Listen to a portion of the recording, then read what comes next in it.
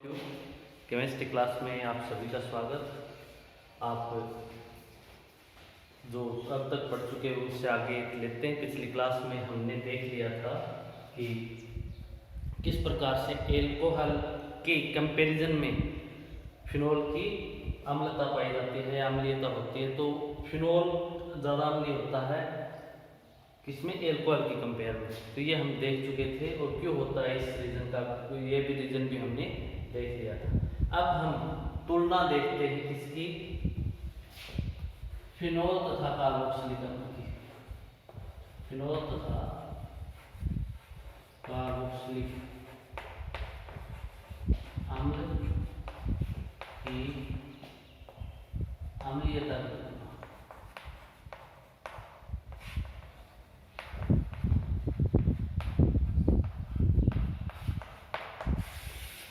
Phenol तथा carboxylic अम्ल की अम्लीयता की तुलना, ये देखते हैं हम नेक्स्ट।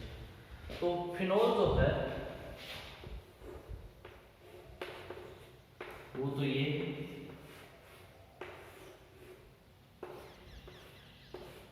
और कार्बोक्सिलिक एसिड ग्रुप जो है वही है। अब देखिए फिनोल जो है उसकी अम्लीयता किसके कारण होती है। फिनोल की अम्लीयता इस कारण से होती है कि ऑक्सीजन जो है उसके ऊपर हाइड्रोजन अधिक विद्युतरणीय ऑक्सीजन पर हाइड्रोजन उपस्थित है। ये तो इसमें भी है, यह तो इसमें भी हम तुलना देख रहे हैं। तो तुलना देख रहे हैं तो दोनों के बीच में तो दोनों देखेंगे किस प्रकार से कहाँ पर सिमिलरिटीज है, कहाँ पर डिफरेंस है। अब हम यदि देखें तो H+ निकलने के बाद फिनोक्साइड आयन बनेगा और यहाँ पर H+ निकलने के बाद कार्बोक्सिलेट आयन बनेगा। फिनोक्साइड आयन यदि हम देखें तो अनुनाद के द्वारा स्थायी हो जाता है। 5 अनुनादी संरचनाएं बनती हैं,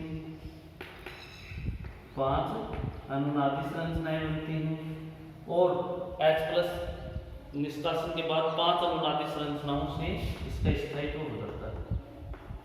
5 अनुनादी संरचनाओं से इसका स्थायित्व हो जाता है, इसलिए इसमें अम्लीयता पाई जाती है। इसलिए इसमें अम्लीयता जो है वह पाई जाती है। यह कार्बन sp2 है, इसमें भी sp2 है, तो वहां पर तो हमें कोई कंपैरिजन करना ही नहीं। H+ निकल रहा था वो भी नहीं करना और दूसरा ऑक्सीजन पर पार्शियल पॉजिटिव चार्ज है वो भी नहीं करना। हमें करना है जो तुलना करनी है वो ये करनी है कि H+ निकलने के बाद फिनोक्साइड आयन शेष रहता है। ये निकलेगा तो फिनोक्साइड आयन शेष रहेगा। यह फिनोक्साइड आयन जो है, यह फिनोक्साइड आयन जो है वह 5 अनुनादी संरचनाओं के द्वारा क्या हो जाता है, स्थायी हो जाता है।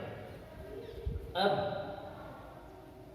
ये यदि देखा जाए तो इसमें H+ यदि हम माइनस कर दें, H+ निकल जाए तो कार्बोक्सिलेट आयन बनेगा। तो कार्बोक्सिलेट आयन की स्ट्रक्चर जो है वह यह होगी और इसके बारे में हमने अभी नहीं देखा है, आगे देखेंगे डिटेल से यहाँ पर भी, लेकिन मैं बता देता हूँ यह भी अनुनाद के द्वारा स्थायी होगा और एक लोन पेयर जो हो एक्स्ट्रा हो गया जिसके कारण नेगेटिव चार्ज आया है वो यहाँ पर डबल बॉन्ड बनाएगा। तो कार्बन जो वो अपनी वैलेंसीज 4 मेंटेन रखेगा, तो ये पाई इलेक्ट्रॉन अगले ऑक्सीजन के ऊपर स्थानांतरित हो जाएंगे। तो ये रेजोनेटिंग स्ट्रक्चर फर्स्ट है और फिर ये रेजोनेटिंग स्ट्रक्चर सेकंड हो जाएगी। ये रेजोनेटिंग स्ट्रक्चर सेकंड हो जाएगी।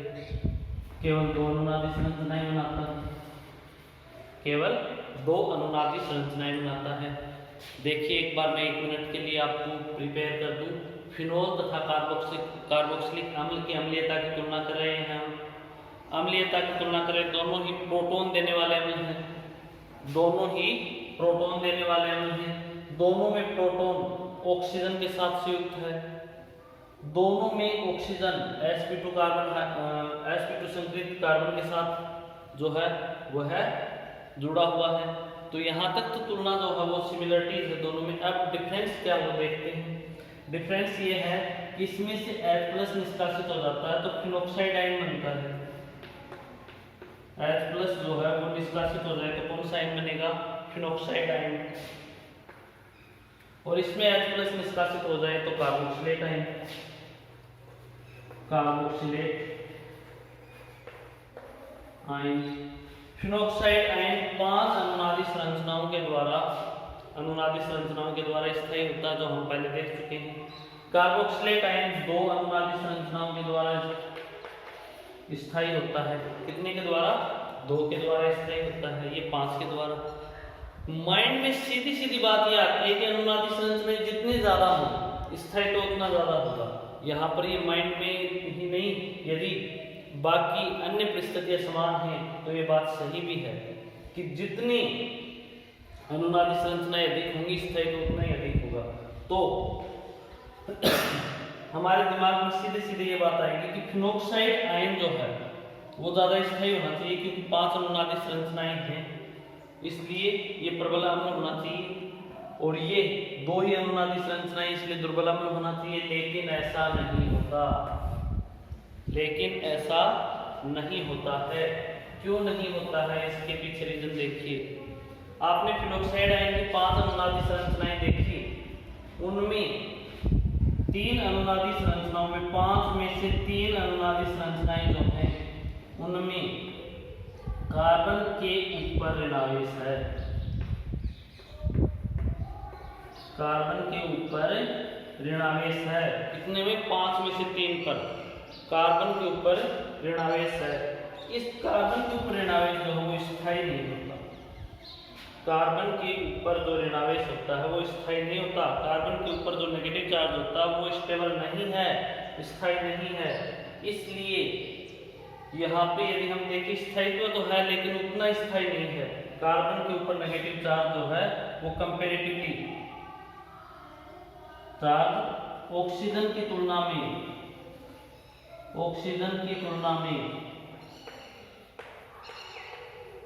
में कम स्थायी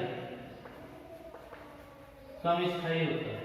कैसा होता है? कम स्थायी होता है। दोबारा देख लीजिए, 5 अनुनादी संरचनाएं बनेंगी, जितनी ज्यादा अनुनादी संरचनाएं होती स्थायी तो उतना ही अधिक होना चाहिए। हम मानते हैं बात, उतना अधिक होना चाहिए, तो इसका स्थायी तो ज्यादा अधिक होना चाहिए फिनोक्साइड आयन का, और इससे फिनोल की अम्लीयता भी ज्यादा होनी चाहिए। लेकिन ऐसा नहीं होता। क्यों नहीं होता? क्योंकि 5 में से 3 अनुनादी संरचनाओं में कार्बन के ऊपर नेगेटिव चार्ज होता है, जो ऑक्सीजन की तुलना में कम स्थायी है, जबकि इसकी सभी अनुनादी संरचनाओं में ऑक्सीजन पर ऋणावेश होता है, जो कि ज्यादा स्थायी होता है।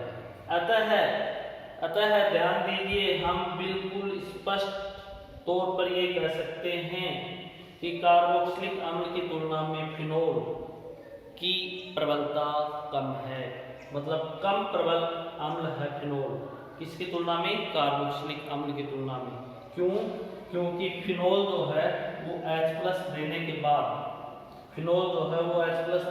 फिनोक्साइड आयन बनाता है, जो अनुनाद के द्वारा स्थायी हो जाता है। इसका अम्लीयता पाई जाती है। लेकिन 3 अनुनादी संरचनाओं में कार्बन के ऊपर नेगेटिव चार्ज होता है, जो ऑक्सीजन की तुलना में कम स्थायी होता है। इसलिए कार्बोक्सिलिक अम्ल समूह जो है उसमें यद्यपि 2 ही अनुनादी संरचनाएं बनती है, लेकिन दोनों में अधिक विद्युत ऋणी ऑक्सीजन पर नेगेटिव चार्ज, इसलिए ज्यादा स्थायी है। इसलिए इसके H+ देने की प्रायोरिटी या प्रायिकता ज्यादा होगी, और इस कंडीशन के कारण अधिक अम्लीय कार्बोक्सिलिक होगा और कम अम्लीय ये होगा। तो ये तुलना आप समझ लीजिए कि कार्बोक्सिलिक अम्ल की तुलना में अधिक अम्लीय जो है वह फिनोल होता है।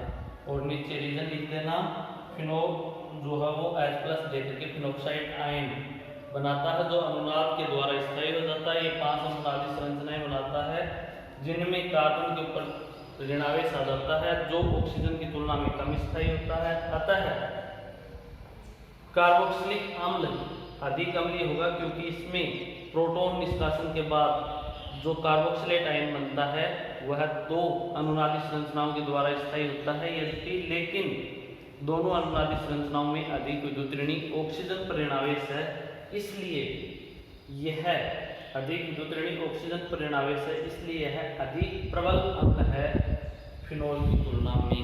तो ये बात आप ध्यान रखें। चलो आगे बढ़ते हैं। ये हो गई इन दोनों के बीच में तुलना। एक चीज और है, इनमें अंतर कैसे करेंगे फिर? फिनोल है या कार्बोक्सिलिक एसिड है, फिनोल है या कार्बोक्सिलिक एसिड है, इसमें अंतर कैसे करेंगे? तो फिनोल जो है वह NaCO3 के साथ अभिक्रिया नहीं करता। रूम टेम्परेचर पर आपने पहले भी देखा था, यह अभिक्रिया नहीं करता रूम टेम्परेचर पर। लेकिन कार्बोक्सिलिक एसिड जो है वो NaCO3 के साथ तीव्र बुदबुदाहट के साथ CO2 गैस देते हैं, तीव्र बुदबुदाहट के साथ CO2 गैस देते हैं। सभी स्टूडेंट ध्यान दें, मैंने आपको लैब में ये प्रैक्टिकल करके दिखाया था। मैं जब आपको लैब में लेकर के गया था तो कार्बोक्सिलिक एसिड ऑक्जेलिक एसिड का एक्वाटिक सॉल्यूशन लेकर के उसमें सोडियम कार्बोनेट या सोडियम बाइकार्बोनेट डाला था, या एसिटिक एसिड ले लो चाहे वो भी, कार्बोक्सिलिक एसिड कोई भी ले लो, उसमें सोडियम बाइकार्बोनेट डालोगे तो तीव्र बुदबुदाहट के साथ CO2 गैस निकलेगी। और इससे यही फायदा है लैब में काम करने का। तो आपको ये ध्यान होना चाहिए कि उसमें सभी में कार्बोक्सिलिक अम्ल में तीव्र बुदबुदाहट के साथ CO2 निकलेगी, लेकिन इसमें CO2 नहीं निकलेगी। तो ये इन दोनों को अलग करने की या पहचान करने की विधि है। इन दोनों की पहचान इसके द्वारा हो सकती है। चलो आगे बढ़ते हैं। अब ये थी पहली रिएक्शन, फिनोल की अम्लीय प्रकृति। हम पढ़ रहे हैं फिनोल में OH समूह की रासायनिक अभिक्रिया। हम पढ़ रहे हैं फिनोल में OH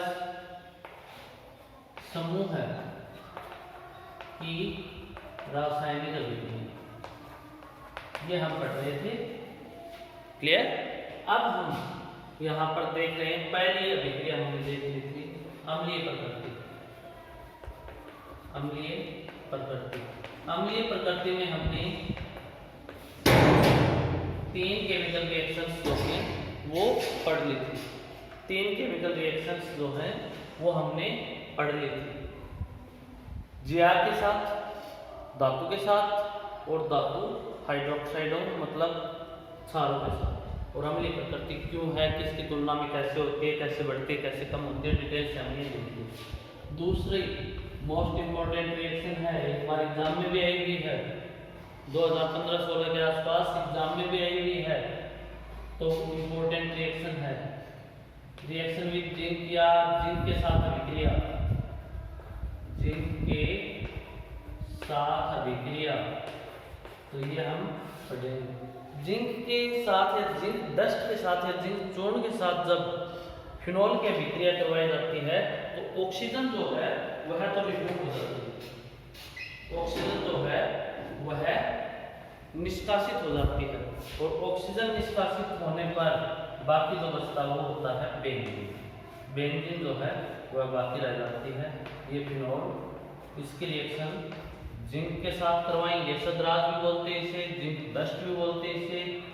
ठीक है, ये डस्ट हमने ली, इसके साथ रिएक्शन करवाएं तो जेड आयन निकल जाएगा, ये ऑक्सीजन निकल जाएगा।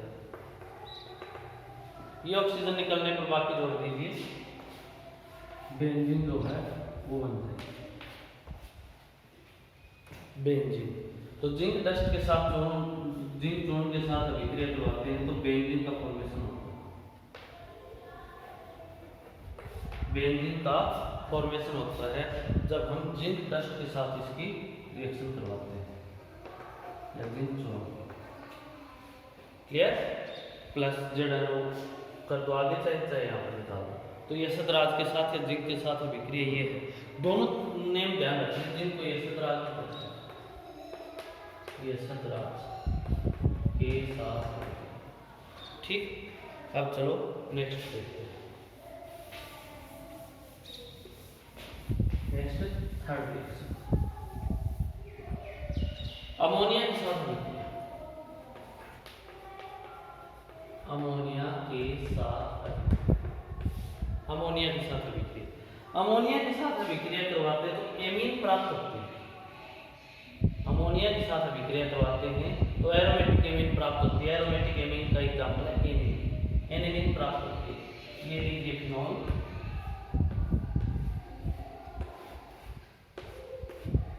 और इसकी रिएक्शन मैंने करवा दी अमोनिया के साथ। तो यहाँ पर एनिलीन का फॉर्मेशन हो जाएगा प्लस H2। एक बात मैं आपको पहले ही बता चुका हूं कि ये नाभिक स्नेही प्रतिस्थापन जो है उसके प्रति, ये नाभिक स्नेही प्रतिस्थापन जो है उनके प्रति कम क्रियाशील होते हैं। नाभिक स्नेही प्रतिस्थापन जो है उनके प्रति कम क्रियाशील होते हैं। ये बात मैं आपको पहले ही बता चुका हूँ। क्यों होते हैं? क्योंकि अनुनाद के द्वारा इसमें डबल बॉन्ड की नेचर आ जाती है, द्विबंध के गुण आ जाते हैं, बॉन्ड लंबाई कम होती है ये। तो इसलिए मैं आपको बता दूं कि हार्ड कंडीशन में रिएक्शन होगी, सिंपल सीधे नहीं। फिनोल की अभिक्रिया अमोनिया से करवाएं तो एनिलीन प्लस वाटर बना, तो ये सीधे सिंपल तरीके से रिएक्शन नहीं होगी जैसे हमने लिखी वैसे हो जाएगी, नहीं। इसमें हमें जो बढ़ रहा वाटर उसे हटाने के लिए ZnCl2 की प्रेजेंस लेनी पड़ेगी। ड्राई ZnCl2 भी लिख सकते हो आप इसे, मतलब शुष्क ZnCl2 या ZnCl2 की प्रेजेंस लेनी पड़ेगी। टेम्परेचर कंडीशन भी हार्ड लेनी पड़ेगी, 573 केल्विन टेम्परेचर, मतलब 300 डिग्री तापक्रम। और शुष्क ZnCl2 बने हुए जल को हटाने के लिए इसके प्रेजेंस लेकर के अमोनिया के साथ अभिक्रिया करवाएंगे, तो उस कंडीशन में एनिलीन प्लस वाटर बनेगा। वाटर जो है वो इस प्रकार से आप देख सकते हो। रिएक्शन को यदि समझना चाहो तो आप NH3 को ऐसे लिख सकते हो, और ये आपका H2O जो है वह रिमूव हो गया और बाकी को जोड़ दिया हमने, तो हमारे पास एनिलीन का फॉर्मेशन जो है वह हो गया। तो एनिलीन जो है वो इस प्रकार से बन जाती है अमोनिया के साथ। अमोनिया के साथ अभिक्रिया करवाते हैं, एनिलीन का फॉर्मेशन होता है प्लस H2O निकलता है। एनिलीन जो है वह सिंपल सामान्य परिस्थितियों में नहीं होगी। अमोनिया की अभिक्रिया करवाने के लिए हमें शुष्क ZnCl2 और उच्च तापक्रम की परिस्थितियां 300 डिग्री सेंटीग्रेड तापक्रम लेकर के फिर अभिक्रिया करवानी होगी। तो ये तीसरी अभिक्रिया होगी हमारे पास अमोनिया के साथ। फिर नेक्स्ट देखिए चौथी, PCl5 के साथ अभिक्रिया। PCl5 के साथ अभिक्रिया, यहाँ पर ध्यान दीजिए, PCl5 फॉस्फोरस पेंटाक्लोराइड के साथ अभिक्रिया। तो ये फिनोल, और मैं आपको पहले ही बता चुका हूँ कि फिनोल जो है वह नाभिक स्नेही प्रतिस्थापन जो है वह हार्ड नहीं देता। इसकी रिएक्शन जब हम PCl5 के साथ करवाएंगे तो स्लो होगी, हमें टेम्परेचर देना पड़ेगा और हमारे पास रिएक्शन कंप्लीट हो जाएगी। तो उस कंडीशन में हमारे पास क्लोरोबेंजीन बनेगा, प्लस जो एल्कोहल के साथ रिएक्शन में बन रहे थे सब उत्पाद वही बनेंगे, POCl3 plus HCl। POCl3 plus HCl। PCl5 के साथ रिएक्शन करवाते हैं तो OH की जगह क्या आ जाएगा, Cl। रिएक्शंस जो है वो एल्कोहल की तुलना में कठिनाई से होगी, रिएक्शन होने पर यह बनेगा POCl3 प्लस HCl। ये लंबे समय तक होती है, और लंबे समय तक होती है तो जो रिएक्शन कंप्लीट होती है उसमें फिनोल के साथ आगे यह रिएक्शन और कर लेता है, यह आगे और रिएक्शन कर लेता है और फिर ट्राइफेनिल फॉस्फेट जो है वह बना लेता है। क्या बना लेता है फिनोल? ट्राइफेनिल फॉस्फेट जो है वह बना लेता है। ठीक है, तो ये अभी देखते हैं नेक्स्ट।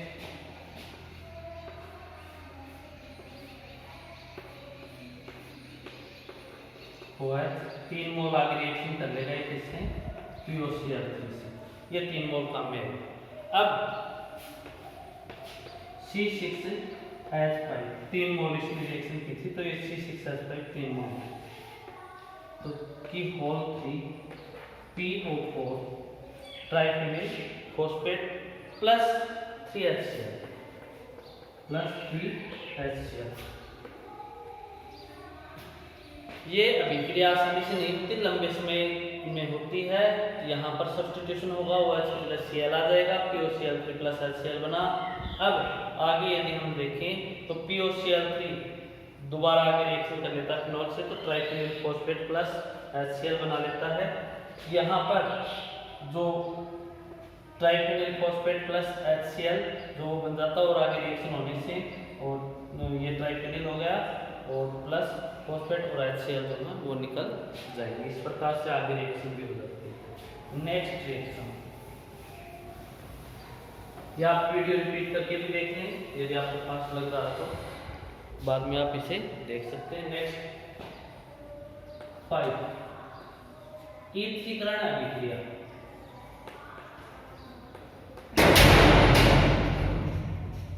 ईथरीकरण अभिक्रिया, तो ईथरीकरण देखेंगे नेक्स्ट हम।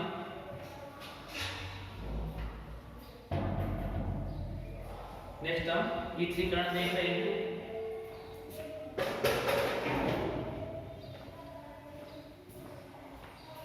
ईथरीकरण मतलब फिनोल जो है वह ईथर का निर्माण करे, जैसे एनिसोल बना ले, ठीक है। तो इस प्रकार से हम नेक्स्ट देखेंगे। ये लिया हमने फिनोल,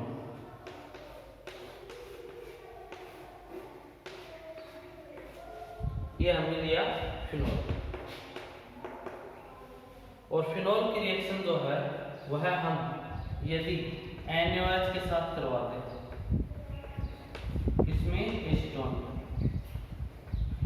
एसीटोन में NaOH के साथ करवाते हैं, तो ये जाहिर सी बात है कि एसिड बेस रिएक्शन होगी, अनुसार अभिक्रिया होगी और सोडियम फिनोक्साइड बन जाएगा।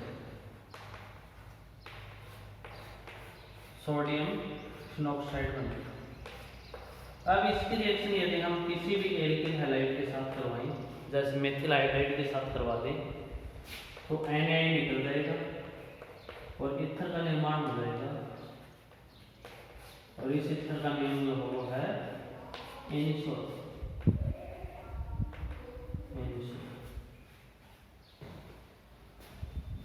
इस प्रकार से रिएक्शन होगी। ईथरीकरण अभिक्रिया क्या है, ये कराने के लिए पहले हम सारा अभिक्रिया करवा दें, सोडियम फिनोक्साइड का फॉर्मेशन कर ले। सोडियम फिनोक्साइड जो है वो एल्किल हैलाइड के साथ रिएक्शन करके और NaX तो निकाल देगा और बाकी जुड़ करके और ये एनिसोल का निर्माण जो है वो कर लेगा, एनिसोल बन जाएगा। ये ईथर है। एनिसोल किसका एग्जांपल है, ईथर का, ईथर का एग्जांपल है एनिसोल। ये आपने समझ लिया होगा। दूसरा इस प्रकार से भी हो सकता है इसका ईथरीकरण,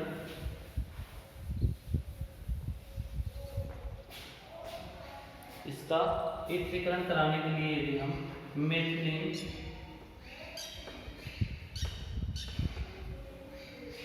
डाइएजाइड जो है उसके साथ रिएक्शन करवा दें, तो उस कंडीशन में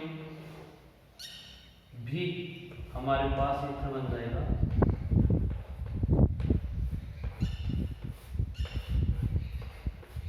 अदर कंडीशन जो है वो ये है, इस प्रकार से भी फॉर्मेशन ऑफ ईथर हो जाएगा।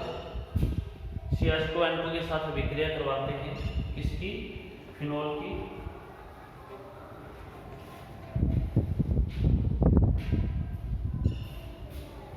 ठीक है। तो उस कंडीशन में क्या होगा, उस कंडीशन में फिनोल N2 गैस निकल जाएगी और H के ऊपर CH2 जुड़ जाएगा, CH3O, एनिसोल का उसका फॉर्मेशन हो जाएगा, एनिसोल का फॉर्मेशन हो जाएगा। ये ईथरीकरण अभिक्रिया थी, ये है ईथरीकरण अभिक्रिया थी। नेक्स्ट लेते हैं 6। नेक्स्ट 6 जो है वो लेते हैं ईथरीकरण के बाद एस्टरीकरण अभिक्रिया।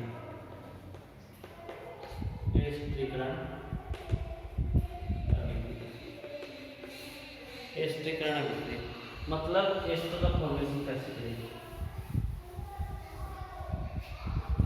फिनोल की रिएक्शन कार्बोक्सिलिक एसिड के साथ करवाएंगे।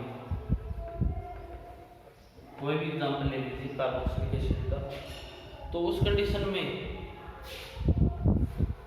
एस्टरीकरण होगा, जो हम पहले भी करवा चुके हैं H+ के प्रेजेंस में। H+ के प्रेजेंस से यहाँ पे ये हो जाएगी, जो फिनोल है ना वही अम्लीय प्रकृति रखेगा, इसलिए H2 निकाल दीजिए, एस्टरीकरण हो जाएगा।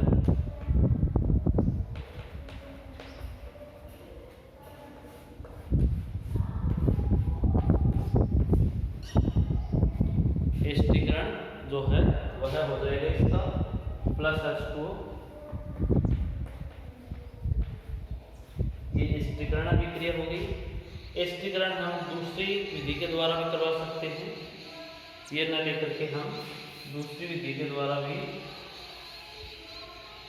करवा सकते हैं। वो ये है, इसकी होल्ड ग्रुप को एसिटिक अनहाइड्राइड ले लें तो भी रिएक्शन हो जाएगी। अब की बार वाटर की बजाय एसिटिक एसिड रिमूव हो जाएगा,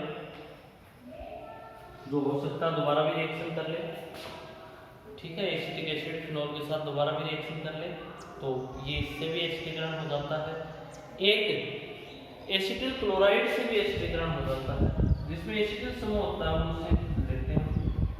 अगली जो तीसरी विधि है, वीडियो को रिपीट करके देख लेना। तीनों मेथड्स COCl pyridine में, क्योंकि HCl निकलेगा, HCl को pyridine में अवशोषित कर लेंगे हम। pyridine में विक्रिया करवा लेते हैं। pyridine की सारी प्रकृति होती है, तो pyridine की उपस्थिति में फिनॉल की विक्रिया करवाते हैं तो भी एसिडीकरण अभिक्रिया होती है। और यहाँ पर जो निकलता है एसिड वो HCl होता है, वह HCl होता है। तो इस प्रकार से भी एसिडीकरण अभिक्रिया जो है वह कंप्लीट होती है। क्लियर? हम पढ़ रहे हैं एसिडीकरण हम कार्बोक्सिलिक एसिड से करवा दें तो भी हो जाएगा। एसिडीकरण यदि हम एसिटिक अनहाइड्राइड से करवा दें तो भी हो जाएगा, अनहाइड्राइड भी करेंगे और सीधे सीधे हो जाएगा। यदि हम अनहाइड्राइड से करवाते हैं तो कार्बोक्सिलिक अम्ल सह उत्पाद के रूप में बनते हैं, वो भी आगे रिएक्शन कर सकते हैं और H+ की प्रेजेंस भी हो जाती है, तो रिएक्शन फास्ट हो जाती है उसमें। यदि हम एसिटिल क्लोराइड के साथ अभिक्रिया करवाएं या एसिल क्लोराइड के साथ अभिक्रिया करवाएं तो pyridine की उपस्थिति लेकर के अभिक्रिया करवा देते हैं। जो HCl बनता है वो pyridine में अवशोषित हो जाता है और उससे भी ये हो जाता है। एसिडीकरण अभिक्रिया को हम यहाँ पर एसिटिलीकरण अभिक्रिया कह सकते हैं, क्योंकि एसिटिल ग्रुप जो वो भी आता है। तो ये एसिडीकरण अभिक्रिया जो है उसके थ्रू pyridine में करवा लेंगे, फिनॉल की अभिक्रिया इससे pyridine में, तो हमारे पास एसिडीकरण अभिक्रिया जो है वो कंप्लीट हो जाएगी। इस प्रकार से ये हो गया एसिडीकरण अभिक्रिया। नेक्स्ट बेंजोइलीकरण अभिक्रिया। बेंजोइलीकरण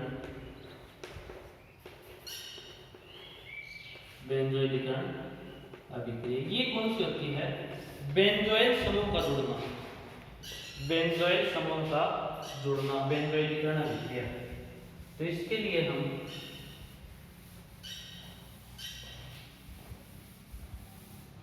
फिनॉल की रिएक्शन बेंजोइल क्लोराइड से करवा देंगे, C6H5COCl। ये बेंजोइल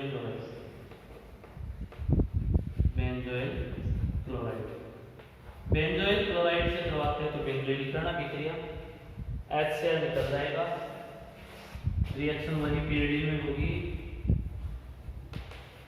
pyridine में रिएक्शन करवा देंगे और बेंजोइलीकरण हो जाएगा इसका।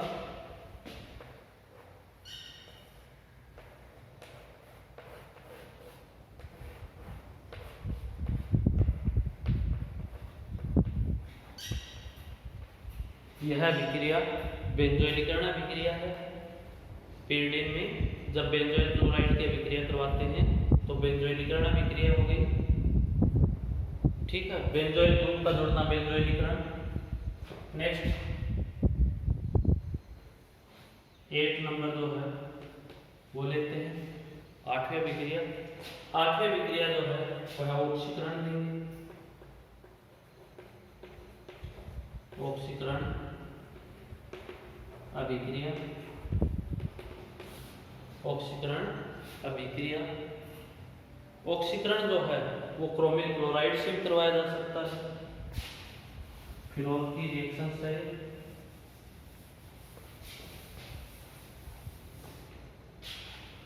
ये फिनॉल, इसका ऑक्सीकरण जो है वह क्रोमिल क्लोराइड CrO2Cl2, जिसका नाम है क्रोमिल क्लोराइड, इससे करवाते हैं तो यह बेंजोक्विनोन में कन्वर्ट हो जाता है, बेंजोक्विनोन में ऑक्सीकृत हो जाता है। यह बेंजोक्विनोन में ऑक्सीकृत हो जाता है, बेंजोक्विनोन। में ऑक्सीकृत हो जाता है। देखिए ऑक्सीकरण अभिक्रिया पढ़ रहे हैं, क्रोमिल क्लोराइड से करवाएं तो बेंजोक्विनोन में हो जाएगा ऑक्सीकृत। इसके अलावा हम फिनोल जो उसका ऑक्सीकरण जो है वह करवा सकते हैं sodium dichromate Na2Cr2O7 concentrate H2SO4 दोनों लेंगे तो ये भी ऑक्सीकारक होते हैं और ये भी फिनोल को ऑक्सीकृत कर देते हैं बेंजोक्विनोन।